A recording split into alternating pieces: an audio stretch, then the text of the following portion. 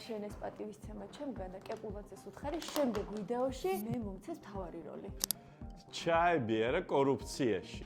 ასე იწყება ყველაფერი, მაგრამ კორუფცია მარტო ფულის მიცემა და ქრთამის მიცემა არ არის. კორუფცია არის საჯარო ძალაუფლების ბოროტად გამოყენება პირადი სარგებლობისთვის. ეს შეიძლება იყოს ნეპოტიზმი, ნაცნობობით ვიღაცის თანამდებობაზე დანიშვნა, ან ფავორიტიზმი, როდესაც განსაკუთრებულ პირობებს თავაზობ ვიღაცას ნაცნობობი და შეიძლება ამაში პირდაპირ ფულს არ იღებ, მაგრამ გარკვეულ სარგებელს იღებ.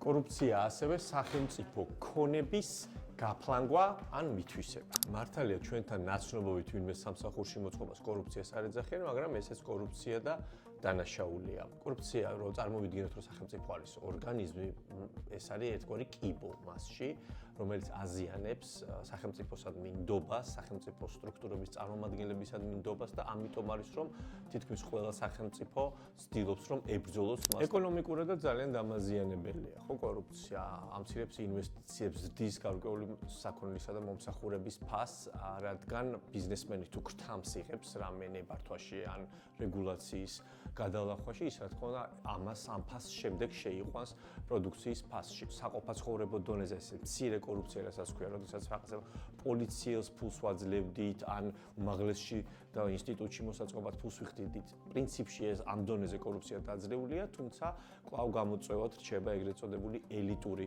კორუფცია, ამას მთავრობაც აღიარებს, რომ ის ებრძვის ელიტურ კორუფციას და ნახოთ რა